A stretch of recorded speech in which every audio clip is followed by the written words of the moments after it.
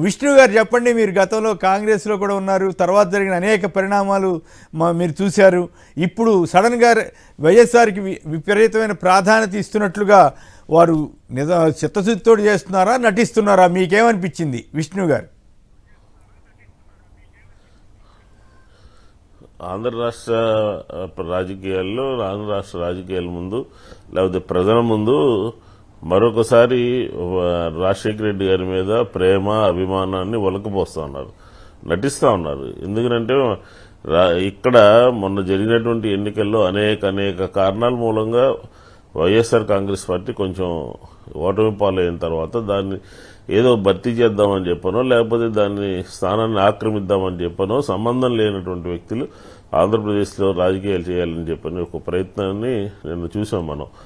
ఎందుకంటే రాజశేఖర రెడ్డి గారు ఖచ్చితంగా ఆయన అనేక సందర్భాల్లో కడప పార్లమెంటు ఎన్నికల్లో కానీ లేకపోతే ఇంకా రకరకాలైనటువంటి సందర్భాల్లో జగన్మోహన్ రెడ్డి గారిని ప్రజలకి పరిచయం చేశారు. స్వయంగా యువకుడు, ఉత్సాహవంతుడు, రాజకీయాల్లో పేదలకి సహాయం చేయాలని చెప్పని, సేవ చేయాలని చెప్పని ఉత్సాహంతో వచ్చాడు అని చెప్పని ఆయనతోనే క్లియర్గా చెప్పినటువంటి సందర్భం చూసాం మనం.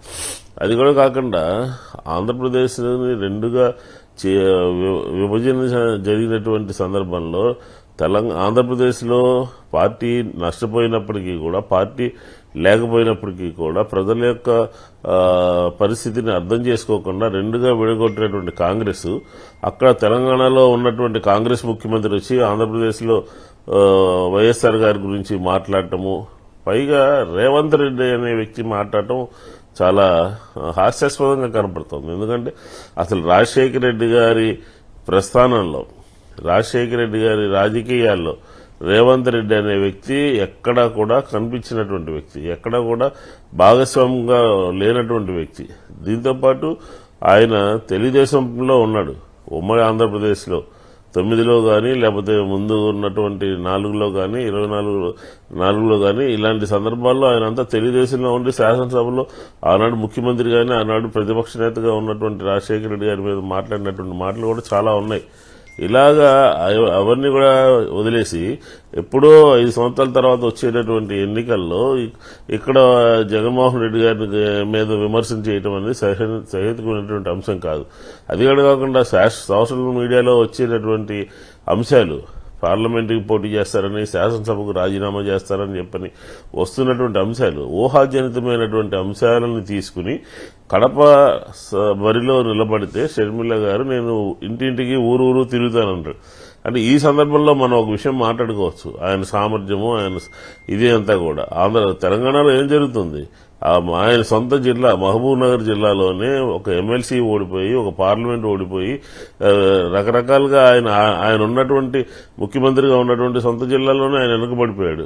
ఆయన వచ్చి ఈ రోజు కడపలో పులివెందుల్లో ఊరూరు తిరుగుతాను, గడప గడప తిరుగుతాను, గెలిపిస్తాను అని చెప్పని మాట్లాడటం, పైగా ఇక్కడికి వచ్చినటువంటి సందర్భంలో కాంగ్రెస్ కి బద్ధశత్రువుగా ఉన్నటువంటి భారతీయ జనతా పార్టీతో కూటమిలో ఉన్నటువంటి చంద్రబాబు నాయుడు గారి ప్రభుత్వం గురించి మాట్లాడకుండా, ఆ పని చేయకుండా ఆయన వ్యవహరించింది ఏంటంటే జగన్మోహన్ రెడ్డి గారిని ఇండైరెక్ట్ గా 1-2 సందర్భాల్లో మాట్లాడటం జరిగింది.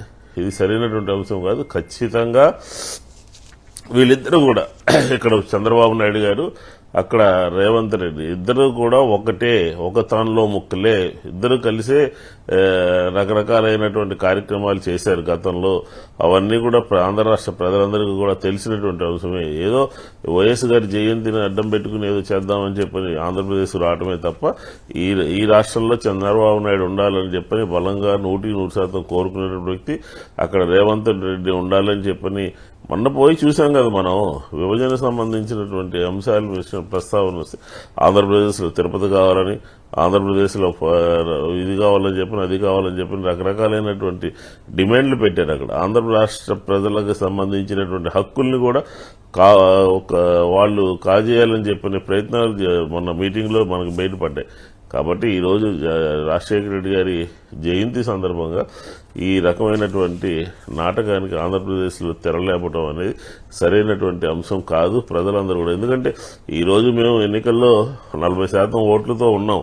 ఒక రాజకీయ పార్టీ దాని యొక్క ప్రాబల్యం కానీ దాని యొక్క ప్రజాబలం కానీ ఏ రకంగా తెలుస్తుందంటే ప్రజల యొక్క ఆదరణ, ప్రజల యొక్క ఓట్ల శాతాన్ని బట్టి అర్థమవుతుంది. ఆంధ్రప్రదేశ్లో జగన్మోహన్ రెడ్డి గారు చాలా బలంగా ఉన్నారు కాబట్టి కొన్ని 3-4 పార్టీలు, 3-4 పత్రికలు, లేకపోతే ఎన్నికల కమిషన్, లేదా కేంద్ర ప్రభుత్వము ఇంతమంది ఏకపక్షంగా వ్యతిరేకంగా ఉన్నప్పటికీ కూడా మేము ఒక 40% ఓట్లతో నిలబడ్డాము అని అంటే చాలా బలంగా ఉన్నట్టు. కాబట్టి ఎవరైనా సరే అధికారంలో లేకపోయినప్పటికీ కూడా ప్రజాదరణ కలిగినటువంటి ఒక నేతకి సంబంధించినటువంటి వ్యక్తి జగన్మోహన్ రెడ్డి గారు. కాబట్టి ఇలాంటి ప్రయత్నాలు మానుకోవాలి అని చెప్పిన కూడా ఈ సందర్భంగా రైట్. అయితే రేవంత్ రెడ్డి గారు బాగా పనిచేస్తున్నాడని తెలుగుదేశం మీటింగ్లో చెప్పాడు ఆయన. చంద్రబాబు గారు తెలంగాణ తెలుగుదేశం మీటింగ్లో చెప్పాడు. అదొక విశేషం. అయితే బీజేపీ వాళ్ళు అక్కడ కానీ ఇక్కడ కానీ కాదు, ఏపీలో కానీ తెలంగాణలో కానీ బీజేపీ వాళ్ళు కూడా చంద్రబాబు గారిని ఒక్క మాట అంటలేదు, కాంగ్రెస్ వాళ్ళు చంద్రబాబు గారిని ఒక్క మాట అంటలేదు. తమాషా రాజకీయం నడుస్తున్నట్లుంది విష్ణు గారు. దాని మీద ఒక చిన్న కామెంట్ చేస్తే పురుషోత్తమ్ రెడ్డి గారు మాట్లాడతారు. అంటే ఇప్పుడు పైకి కాంగ్రెస్ పార్టీ అయినా రేవంత్ రెడ్డి అనే వ్యక్తి ఆయన దగ్గర ఉన్నటువంటి వ్యక్తి, ఆయనతో పాటు కలిసి ఉన్నటువంటి వ్యక్తి, ఇద్దరు కలిసి స్టీఫెన్సన్ ఏం చేశారో మనం చూసాం. అంత అనుబంధం కలిగినటువంటి వ్యక్తులు. కాబట్టి నేనేమంటున్నానంటే రేవంత్ రెడ్డి తెలుగుదేశం మీటింగ్లో పొగుడుతారు, లేకపోతే భారతీయ జనతా పార్టీ వాళ్ళేమో ఏమీ మాట్లాడరు. ఈ రకమైనటువంటి రాజకీయాలు తెలుగు నాటే జరుగుతూ ఉన్నాయి, ఇంకెక్కడ కూడా ఉండవు.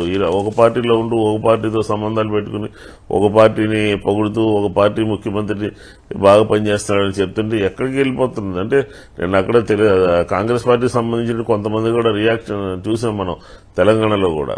ఏ రకంగా మళ్ళీ తెలంగాణలో జొరబడాలని చెప్పిన ప్రయత్నం చేస్తున్నారు. ఇవన్నీ కూడా వాళ్ళేదో అన్నారు కానీ చంద్రబాబు గారి ఉద్దేశం తెలంగాణలో రేవంత్కి ఉపయోగపడటం కోసమే ఆయన మళ్ళీ లేవాలని చూస్తున్నాడేమో. లేకపోతే గత 5 ఏళ్లుగా కనీసం మీ పార్టీని పోటీ కూడా పెట్టని చంద్రబాబు గారు ఇప్పుడు పోటీ చేస్తాడంటే మనం నమ్మొచ్చా? అదేలేండి, అది ఏ కోణం నుంచి చూసినప్పటికీ కూడా రేవంత్కి సహాయం చేయడం కోసమే ఆయన అనే మాటలు మాట్లాడుతున్నాడు. ఆ రకమైనటువంటి తీరు కనపడుతోంది మనకి ఖచ్చితంగా.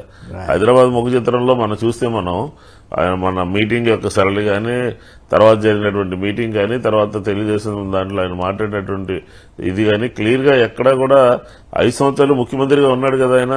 ఇదే కొత్తగా ముఖ్యమంత్రిగా వచ్చినట్టు విభజన సంబంధించిన అంశాలను మాట్లాడటం, అదేదో ఎప్పుడు జరిగిపోయినట్టుగా పత్రికలు దానికి బిల్డప్ ఇవ్వడం, ఇదంతా కూడా చూస్తూనే ఉన్నాం మనం. 5 సంవత్సరాలు అక్కడ ఉన్నటువంటి ముఖ్యమంత్రితో ఈయన మాట్లాడాడు, అనేక సందర్భాల్లో మాట్లాడారు. కానీ ఏదంటే ఒక కొత్త ఒరవడి సృష్టించినట్టు, ఇద్దరు ముఖ్యమంత్రులు కలుస్తున్నట్టు, తెలుగు జాతి కోసం పనిచేస్తాం అన్నట్టు ఇలా రకరకాలుగా చెప్తున్నారు. ఇవన్నీ కూడా మనకు తెలిసినటువంటివి. దీని అంతా కూడా గమనిస్తూ ఉంటారు ప్రజలందరూ కూడా. ఓకే, దొరబాబు గారు పత్తికొండ నుంచి. దొరబాబు గారు నమస్కారం, మాట్లాడండి సంక్షిప్తంగా. మీరేమంటారు? చంద్రబాబు గారి ప్రభుత్వాన్ని ఒక్క మాట అని కాంగ్రెస్ పార్టీ ముఖ్యమంత్రి గారు రేవంత్ రెడ్డి గారిని మీరు నమ్ముతారా? ఆయన చంద్రబాబు గారి కోసం పనిచేసినట్లా, కాంగ్రెస్ కోసం పనిచేసినట్లా? అట్లాగే ఇక్కడ బీజేపీతో కలిసి ఉన్న చంద్రబాబు గారు ఇక్కడికి వచ్చి కాంగ్రెస్ని పొగుడుతున్నాడు, అంటే రేవంత్ రెడ్డి గారిని పొగుడుతున్నాడు. ఏమిటి ఈ రాజకీయాన్ని మీరు ఎట్లా చూస్తారు? ఈ రాజకీయం అంతా రేవంత్ రెడ్డి సార్ బీజేపీకి సపోర్ట్ సార్.